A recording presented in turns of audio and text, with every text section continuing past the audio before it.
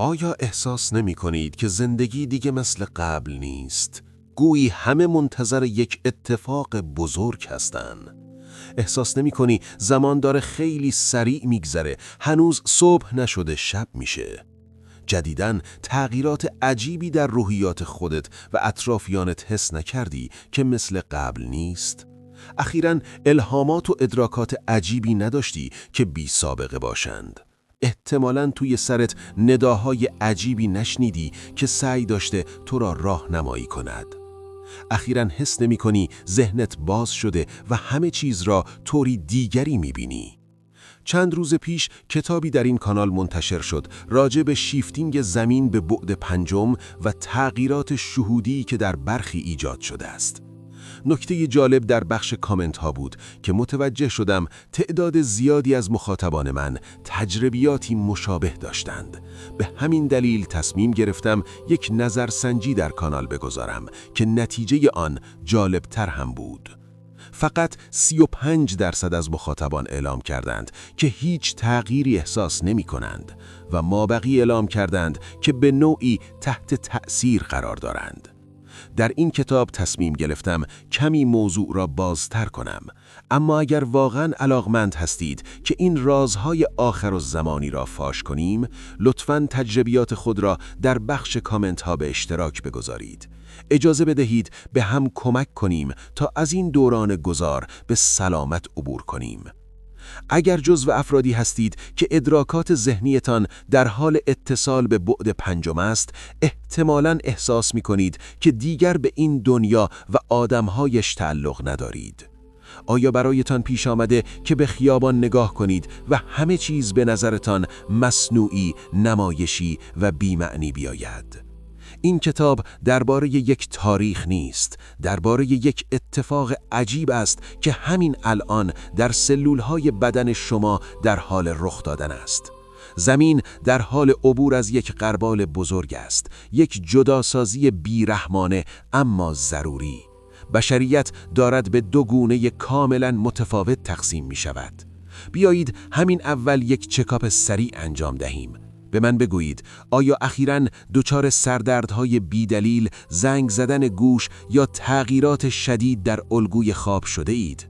آیا حس می کنید دوستان و اطرافیان قدیمیتان دیگر زبان شما را نمی‌فهمند و بودن در کنارشان انرژیتان را تخلیه می کند؟ آیا اعداد تکراری مثل 11 را مدام می بینید؟ اگر پاسخ شما به این سوالات مثبت است، نترسید. شما دیوانه نشده اید. شما در حال شیفت شدن هستید.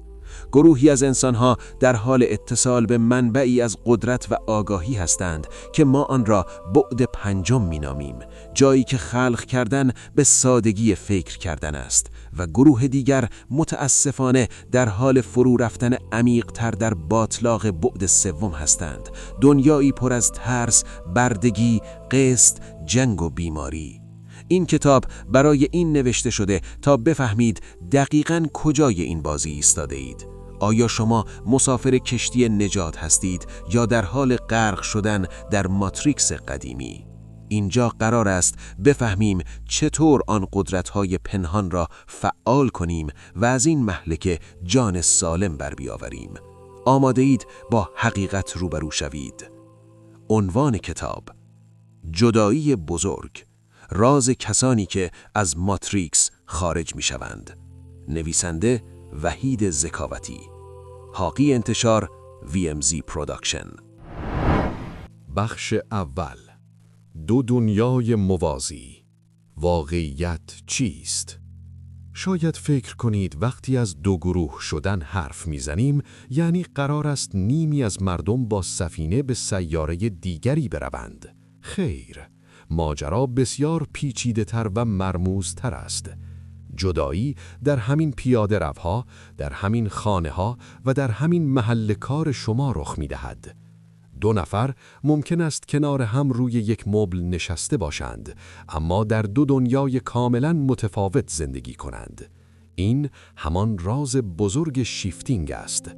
برای گروه اول که در ماتریکس سه‌بعدی جا می‌مانند، دنیا روز به روز تنگتر، ترسناکتر و خفقان آورتر می‌شود. آنها هر روز با اخبار بد بمباران می‌شوند. همیشه نگران پول هستند، همیشه بیمارند و احساس می‌کنند قربانی سرنوشت شده‌اند. اما درست در کنار آنها گروه دوم، یعنی گروه بیدار شده، در حال تجربه واقعیتی هستند که شبیه معجزه است. برای آنها درها خود به خود باز می شود. آرامشی عجیب قلبشان را پر کرده و انگار یک سپر نامرئی آنها را از بلاها حفظ می کند. چرا این اتفاق می افتد؟ چون زمین جدید دیگر جای فرکانس های پایین نیست. تصور کنید زمین مثل یک رادیو است که موجش از AM به FM تغییر کرده. کسانی که هنوز گیرنده هایشان روی موج قدیمی ترس و خشم تنظیم است، فقط نویز و پارازیت دریافت می کنند. این نویز در زندگی آنها به شکل ورشکستگی، طلاق‌های زجرآور و بیماری‌های عصبی ظاهر می شود. اما کسانی که خودشان را با موج جدید آگاهی تنظیم کرده اند، صدای شفاف موسیقی هستی را می شنوند. این جدایی انتخاب خدا یا کائنات نیست، انتخاب خود شماست. هر لحظه که می ترسید به دنیای قدیم زنجیر می شوید و هر لحظه که عشق و اعتماد را انتخاب می کنید به دنیای جدید متصل می شوید. ما در زمانی زندگی می کنیم که فاصله بین فکر و تجربه صفر شده است. در دنیای جدید شما پادشاه واقعیت خودتان هستید. اما سوال اینجاست: آیا جرأت دارید تاج پادشاهی را بر سر بگذارید یا ترجیح می دهید هنوز برده شرایط باشید؟ بخش دوم، نشانه‌های جسمانی عبور، بدن در حال تغییر. پزشکان برایش نامی ندارند. آزمایش‌ها چیزی نشان نمی‌دهند، اما شما درد را حس می‌کنید. خستگی‌هایی که با 10 ساعت خواب هم رفع نمی‌شوند. دردهای بیدلیل در مفاصل، تپش قلب‌های ناگهانی بدون دلیل پزشکی. اگر این علائم را دارید نترسید. بدن کربنی شما در حال تبدیل شدن به ساختاری کریستالی است که بتواند نور و اطلاعات بیشتری را در خود نگه دارد. این یک جهش بیولوژیک است. در ماتریکس سه‌بعدی بدن فقط یک وسیله نقلی است که فرسوده می شود، اما در آگاهی جدید بدن تبدیل به یک آنتن فوق هوشمند می شود. زنگ زدن گوش‌ها که خیلی‌ها از آن شکایت دارند، در واقع صدای دانلود اطلاعات جدید از ابعاد بالاتر است. سرگیجه‌ها نشانه تنظیم مجدد تعادل مغزی شماست تا بتوانید واقعیت‌های چند بعدی را درک کنید. شما بیمار نیستید، شما در حال بروزرسانی هستید. بسیاری از کسانی که جا می‌مانند سعی می‌کنند این علائم را با مسکن‌ها و داروهای شیمیایی سرکوب کنند. آنها پیام بدنشان را نمی‌فهمند، اما گروه بیدار به جای جنگیدن با بدن به آن گوش می‌دهند. آنها می‌دانند که سیستم گوارششان دیگر نمی‌تواند غذاهای سنگین و مرده قدیم را تحمل کند. آنها به طور غریزی به سمت آب، سبزیجات و نور خورشید کشیده می‌شوند. این تغییرات جسمانی مقدمه بیدار شدن توانایی‌های خفته است. تلپاتی، حس ششم قوی و توانایی خوددرمانی هدایای این بدن جدید هستند. کسانی که در بعد سوم میمانند همچنان اسیر داروها و بیمارستانها خواهند بود، در حالی که ساکنان بعد پنجم یاد میگیرند که چطور با قدرت ذهن و ارتعاش سلولهایشان را بازسازی کنند. این تفاوتی بین زنده ماندن و زندگی کردن است. بخش سوم، تله‌های ماتریکس چگونه شما را پایین می‌کشند؟ ماتریکس یا همان سیستم قدیمی کنترل هوشمند است. او نمی‌خواهد باتری‌هایش که شما هستید را از دست بدهد. وقتی شما شروع به بیدار شدن می‌کنید، سیستم حمله می‌کند، اما نه با اسلحه بلکه با حواس پرتی و ترس. ناگهان یک بحران مالی پیش می آید، ناگهان یک دعوای خانوادگی راه می افتد یا اخبار یک ویروس جدید پخش می شود. هدف چیست؟ پایین آوردن فرکانس شما. سیستم می‌داند که اگر شما بترسید دوباره به چنگالش برمیگردید. انسانی که میترسد دنبال امنیت میگردد و امنیت را از سیستم گدایی میکند. اما انسانی که بیدار شده میداند که امنیت یک حس درونی است. ماتریکس تلاش میکند شما را درگیر قطبی سازی کند. چپ علیه راست، مرد علیه زن، مذهب علیه مذهب. کسانی که وارد این دعواها میشوند در جاذبه سنگین بعد سوم سقوط میکنند. یکی از بزرگترین تله‌ها احساس گناه است. سیستم به شما القا می کند که اگر به فکر نجات خودتان باشید، خودخواه هستید. به شما می گوید باید بمانید و رنج بکشید تا آدم خوبی باشید. این یک دروغ بزرگ است. شما نمی توانید کسی را نجات دهید مگر اینکه اول خودتان نجات پیدا کرده باشید. غریق نجاتی که خودش در حال غرق شدن است به درد هیچ کس نمی خورد. برای عبور از این مرحله باید تبدیل به یک مشاهده‌گر بی‌طرف شوید. وقتی اخبار جنگ را می‌بینید، به جای اینکه اجازه دهید ترس وارد قلبتان شود، فقط مشاهده کنید و بگویید این واقعیت من نیست. این بی‌تفاوت بودن نیست، این مدیریت انرژی است. شما انرژیتان را برای خلق دنیای جدید ذخیره می‌کنید، نه برای جنگیدن با دنیای قدیم. ماتریکس فقط روی کسانی قدرت دارد که به آن واکنش نشان می‌دهند. وقتی واکنش نشان ندهید، نامرئی و آزاد می‌شوید. بخش چهارم، جدایی عاطفی، آزمون سخت وابستگی. این شاید دردناکترین بخش ماجرا باشد. همانطور که ارتعاش شما بالا می رود، شکافی بین شما و عزیزانتان ایجاد می شود.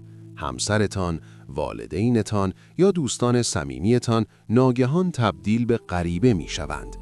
حرفایتان را نمی فهمند، علایقتان را مسخره می کنند و حضورشان شما را کالافه می کند. این ناسازگاری ارتعاشی است. مثل این است که شما دارید به زبان فرانسوی حرف میزنید و آنها فقط چینی بلدند. خیلی ها در این مرحله برای اینکه تنها نمانند خودشان را کوچک می کنند. دوباره نقاب میزنند و وانمود می کنند که همان آدم قبلی هستند. اما این کار مثل پوشیدن کفشی است که 2 سایز برایتان کوچک شده. پاهایتان را زخم می کند و روحتان را می کشد. شما نمی توانید به عقب برگردید. آگاهی یک جاده یک طرفه است. کسانی که در بعد سوم میمانند به درام و آشوب معتادند.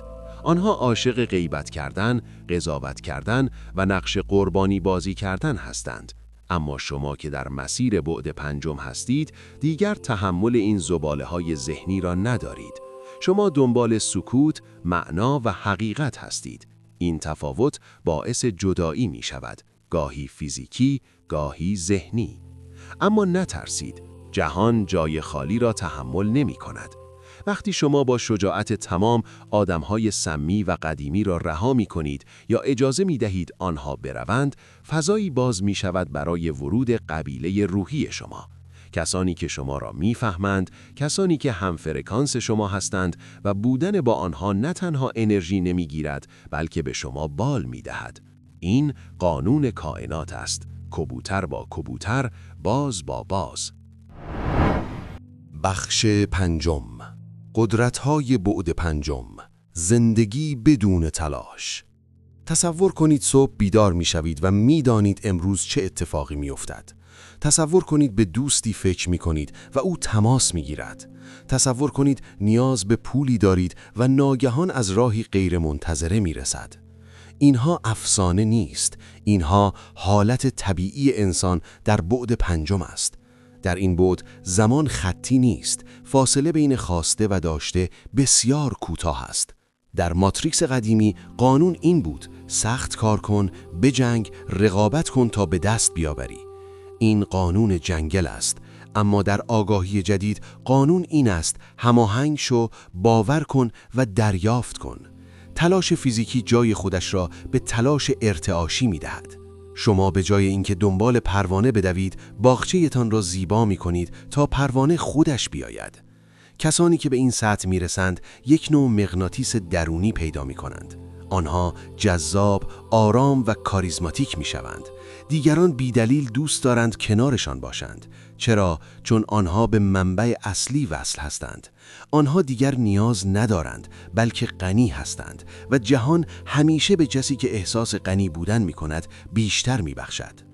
اما این قدرت‌ها مسئولیت دارد. شما نمی توانید از این توانایی‌ها برای آسیب به دیگران استفاده کنید، چون در بعد پنجم کارما فوری عمل می کند. هر فکری که می کنید بلافاصله به خودتان برمیگردد. پس شرط ورود به این قلمرو داشتن قلبی پاک و ذهنی بدون قضاوت است. این قدرت‌ها قفل شدند و کلیدشان عشق بی قید و شرط است. بخش ششم، پاکسازی سایه‌ها، بلیت ورود. فکر نکنید می توانید با کوله‌باری از کینه، حسادت و دروغ وارد بعد پنجم شوید. در ورودی این دنیای جدید یک اسکنر دقیق وجود دارد: ارتعاش شما. هر احساس سرکوب شده، هر تروما که درمان نکرده اید، مثل یک وزنه سربی به پایتان بسته شده و شما را در بعد سوم نگه می دارد. به همین دلیل است که این روزها تمام زخمهای کهنه شما سرباز کردند. خاطراتی که فکر می کردید فراموش کرده اید ناگهان یادتان می آید. خشمهای قدیمی بالا می آیند. اینها برای آزار شما نیست. اینها بالا آمده اند تا دیده شوند و رها شوند. این فرایند پاکسازی است. مثل خانه تکانی قبل از عید. گرد و خاک بلند می شود، سرفه می کنید، اما باید انجام شود تا خانه تمیز شود. بسیاری از مردم وقتی با نیمه تاریک خود سایه روبرو می شوند می ترسند و فرار می کنند. آنها خودشان را با کار، سرگرمی یا روابط سطحی مشغول می کنند تا به درون نگاه نکنند. اینها همان کسانی هستند که جا می مانند. اما جنگجوی نور شجاع است. او می ایستد، به چشم اژدهای درونش نگاه می کند و می گوید: من تو را می پذیرم، اما دیگر تحت کنترل تو نیستم.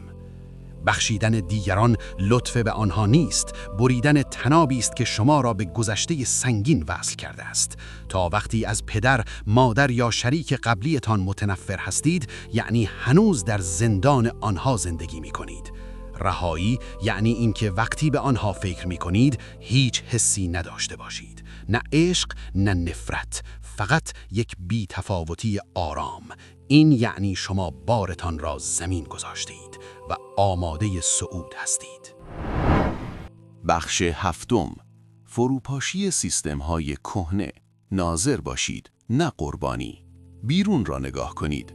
اقتصاد، آموزش، سیاست، همه چیز در حال لرزیدن است. کسانی که در بعد سوم هستند وحشت کردند. آنها فکر می‌کنند دنیا دارد تمام می‌شود. اما شما که چشمانتان باز شده حقیقت را می‌بینید. دنیا تمام نمی‌شود. دروغ دارد تمام می‌شود. ساختارهایی که بر پایه ظلم و عدم شفافیت بنا شده بودند دیگر نمی‌توانند در ارتعاش جدید زمین دوام بیاورند. این فروپاشی‌ها لازم است. شما نمی‌توانید روی فونداسیون کج برج جدید بسازید. باید خراب شود.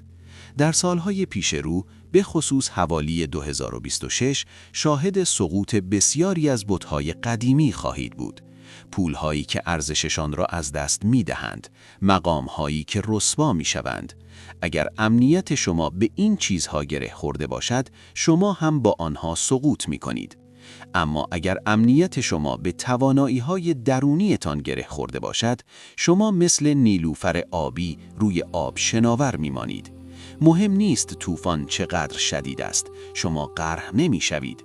در واقع در دل همین آشوب‌ها بزرگترین فرصت‌ها برای گروه بیدار نهفته است. وقتی همه در حال فروش از ترس هستند، شما فرصت ساختن دارید. وظیفه شما در این دوران نجات سیستم نیست. وظیفه شما این است که نور خودتان را روشن نگه دارید. شما مثل فانوس دریایی هستید. فانوس دریایی وسط طوفان نمی‌دود تا قایق‌ها را نجات دهد. او فقط سر جای خودش می ایستد و نور می دهد. قایق‌ها خودشان راه را پیدا می کنند. پس استوار باشید و نترسید. بخش هشتم، زمان و مکان در حال تغییر.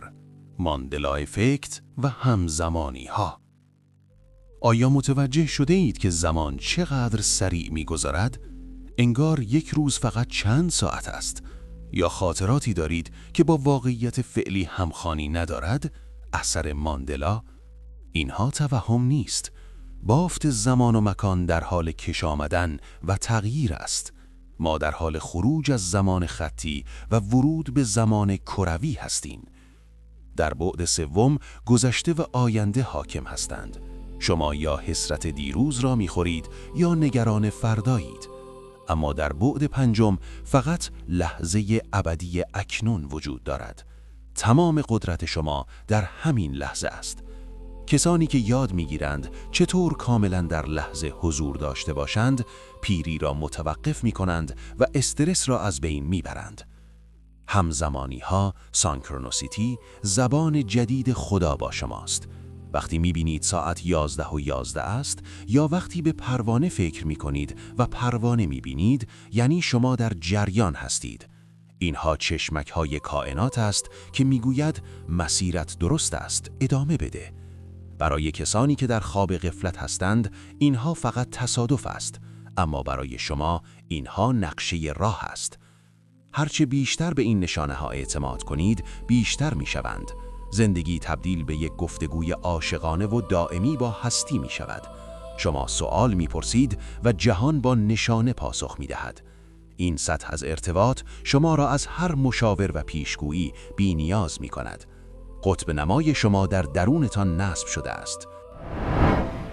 بخش نهم، تغذیه و سبک زندگی انسان جدید. شما نمی توانید بنزین بیکیفیت در یک ماشین مسابقه فوق پیشرفته بریزید و انتظار سرعت داشته باشید. بدن شما در حال تغییر مائیت است و سوخت جدید می خواهد. انسان‌های بعد سوم هنوز با مرگ تغذیه می‌شوند. حیوانات زجر کشیده، غذاهای کنسروی بیجان. اما انسان بعد پنجم به سمت غذاهای پر از نور می‌رود. پرانیک فود. گیاهان نور خورشید را ذخیره کردند و وقتی شما آنها را می‌خورید، مستقیماً کدهای نوری را وارد دی&ای خود می‌کنید.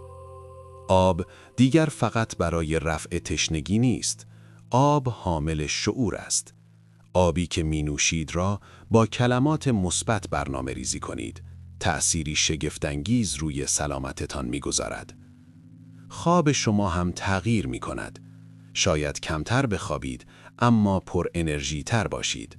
یا برعکس، دوره‌هایی نیاز به خواب زمستانی داشته باشید.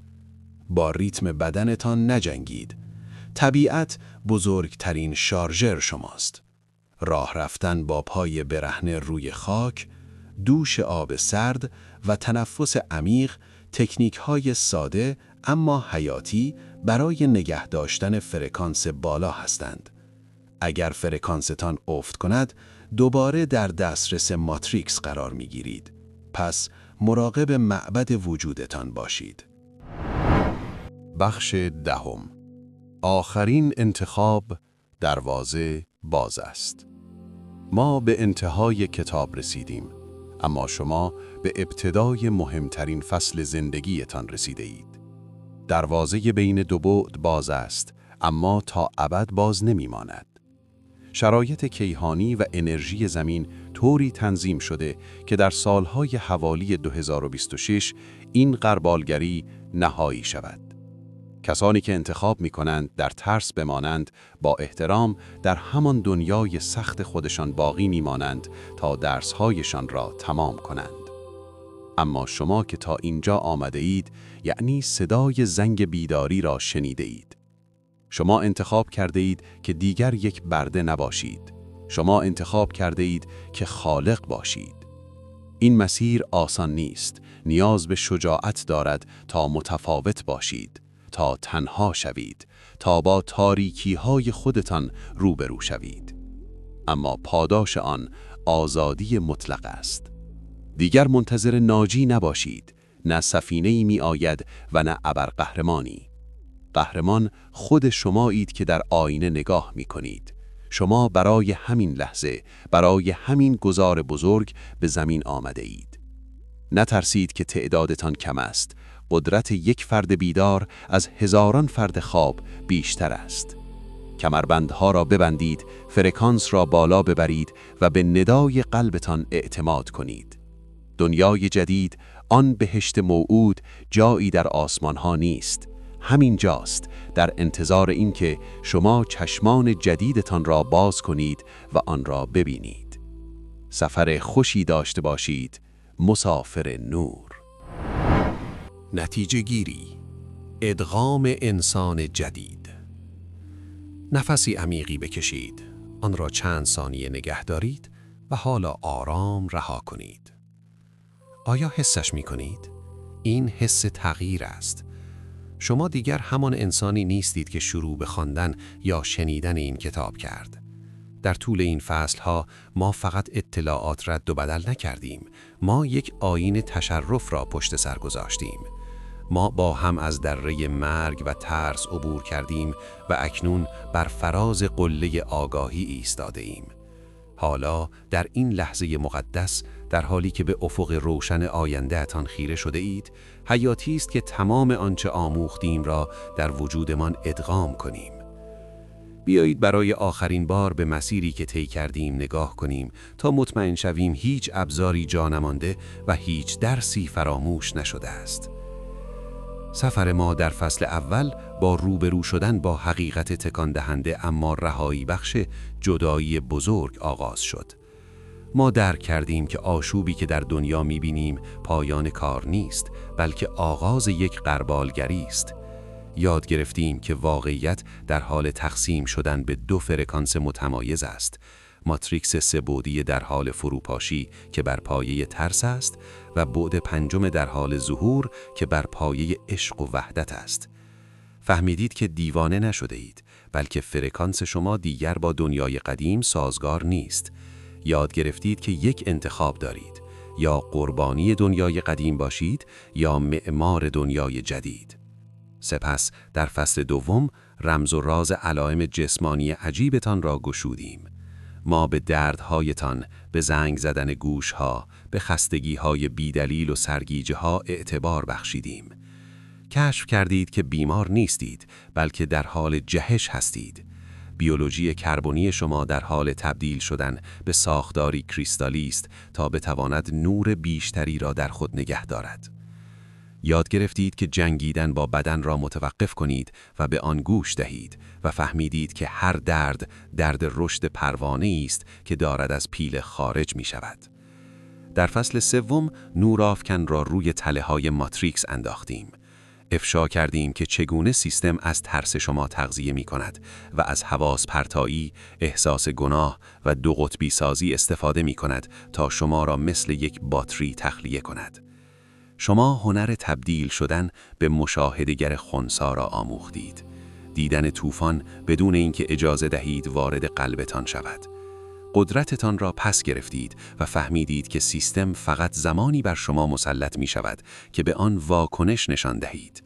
یاد گرفتید که توجه شما پول رایج شماست و تصمیم گرفتید دیگر آن را خرج کابوس هایی که نساخته اید نکنید. سپس در فصل چهارم با سخت ترین آزمان عاطفی روبرو شدیم. جدایی از عزیزان. با این حقیقت تلخ کنار آمدیم که همه نمیتوانند با ما بیایند. یاد گرفتید که فاصله ایجاد شده بین شما و خانواده یا دوستان یک فاجعه نیست، بلکه یک ناسازگاری ارتعاشی است.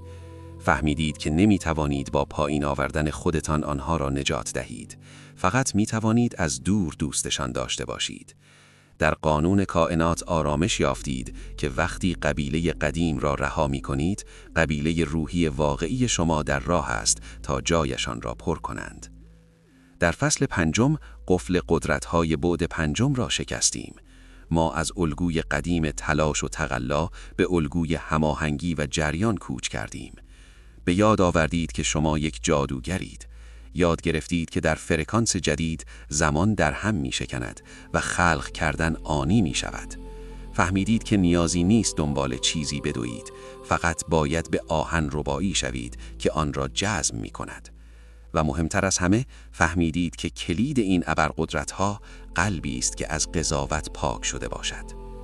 اما برای عبور از دروازه باید از فصل 6 عبور کنیم، کار با سایه. در آینه نگاه کردیم و هیولاهای درونمان را در آغوش گرفتیم، حسودی‌ها، خشم‌ها و شرم‌هایمان را. یاد گرفتید که نمی‌توانید با چمدان‌های سنگن پس گذشته صعود کنید. شجاعت بخشیدن را پیدا کردید، نه برای اینکه دیگران لایقش هستند، بلکه برای اینکه شما لایق پروازید. فهمیدید که با در آغوش گرفتن سایه، آن تاریکی تبدیل به نور می شود و شما را یک پارچه و شکست ناپذیر می کند. در فصل 7 ناظارگر فروپاشی سیستم‌های کهن بودیم. توافق کردیم که وقتی اقتصاد و سیاست می‌لرزند وحشت نکنیم، زیرا ساختارهای پوسیده باید بریزند تا زمین نوعی بنا شود. یاد گرفتید که سفاره خود را نه به حساب بانکی و شغل، بلکه به توانایی درونیتان در خلق کردن گره بدهید. نقش خود را به عنوان فانوس دریایی پذیرفتید، ایستادن محکم در طوفان و نور دادن بدون اینکه خودتان در امواج غرق شوید. در فصل 8 در ماسه راوان زمان و مکان حرکت کردیم. اثر ماندلا و شتاب زمان را به عنوان نشانه‌های خروج از زمان خطی نشانه شناختید. یاد گرفتید در اکنون ابدی زندگی کنید، تنها جایی که قدرت واقعی وجود دارد. یاد گرفتید چشمک‌های کائنات را بخوانید، همزمانی‌ها و اعدادی مثل 11 را به عنوان تأییدیه در نظر بگیرید که همیشه تحت حمایت هستید و در مسیر درست قرار دارید. در فصل 9 معبد بدن را طریق تغذیه و سبک زندگی گرامی داشتیم. درک کردید که یک روح با فرکانس بالا نیاز به سوخت با فرکانس بالا دارد. یاد گرفتید از غذاهای مرده روی برتانید و نیروی حیات گیاهان و آب را در آغوش بگیرید. نیاز به استراحت و نبیعت را پذیرفتید و فهمیدید که اتصال پاها به خاک تنها راهی است که سر به سمان برسد. و سرانجام در فصل 10 برابر دروازه نهایی ایستادیم. اهمیت زمانی حوالی سال 2026 را به عنوان پنجره‌ای فرصت حیاتی شناختید. تصمیم بزرگ را برگزیدید که دیگر منتظر ناجی نباشید و به جای آن در آینه نگاه کنید. مأموریت را پذیرفتید. فهمیدید که تمام این سفر، هر اشک، هر شکست و هر لحظه سردرگمی شما را دقیقاً برای همین لحظه آماده می کرده بود. پس حالا کجا ایستاده ایم؟ این مرور شما را در وضعیتی از قدرت مطلق قرار می دهد. شما دیگر برگی نیستید که در باد می لرزد. شما خود باد هستید. ترسی که زمانی سینه شما را می فشرد، جای خود را به گرمای طلایی ایمان داده است. شما اکنون می دانید که محافظ شده اید. می دانید که مهم نیست در اخبار چه می گویند. مهم نیست بازارها چه می کنند. شما در امان هستید. شما در امان هستید چون دیگر با قوانین ماتریکس بازی نمی کنید. شما از صفحه بازی خارج شده اید. برای یک لحظه چشمهایتان را ببندید و تصور کنید تنابی از نور خالص از فرق سرتان به منبع اصلی کائنات متصل است. حس کنید که آن انرژی لامتناهی به درونتان می‌ریزد و تک تک سلول‌هایتان را با نور طلایی پر می‌کند. این نور آخرین ذرات اضطراب را می‌شوید و می‌برد. صدایی در درونتان زمزمه می‌کند: همه چیز عالی است، تو به خانه رسیده‌ای. جدایی واقعی است، اما وصال هم واقعی است. شما در حال وصال با خودتان حقیقی هستید. جهان پیش رو شاید برای توده‌های خواب‌آلود نامطمئن به نظر برسد، اما برای شما زمین بازی پتانسیل‌های نامحدود است.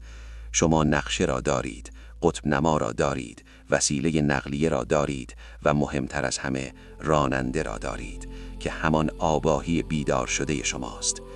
با سری بالا و قلبی باز به استقبال این دنیای جدید بروید. نیازی نیست کسانی را که خوابند با زور بیدار کنید. فقط آنقدر درخشان باشید که نتوانند نادیدهتان بگیرند. با اعتماد نفس موجودی راه بروید که جاودانگی خود را می‌شناسد. روزهای سخت و تاریک پشت سرتان مانده‌اند. روزهای تقلا تمام شده. به عصر آسانی خوش آمدید. به عصر عشق خوش آمدید. به بعد پنجم خوش آمدید. شما موفق شده اید. شما اینجایید و بی نهایت دوست داشتنی هستید. پاسخ به 20 سوال متداول و حیاتی. 1. آیا من دیوانه شدم که چیزهای عجیب می‌بینم؟ خیر، پرده‌های بین ابعاد نازک شدند و شما فقط دارید بیشتر از قبل می‌بینید. این نشانه سلامت روحی است، نه بیماری. 2. چرا مدام احساس برق گرفتگی یا لرزش داخلی دارم؟ این دانلود انرژی است. سیستم عصبی شما در حال ارتقاء ولتاژ است تا بتواند آگاهی بالاتر را تحمل کند. 3. آیا خانواده‌ام را در این مسیر از دست می‌دهم؟ ممکن است ارتباط فیزیکی یا کلامی کم شود، اما ارتباط روحی همیشه باقی است. به انتخاب روح آنها برای ماندن در سطح خودشان احترام بگذارید. 4. تکلیف شغلم که دوستش ندارم چه می شود؟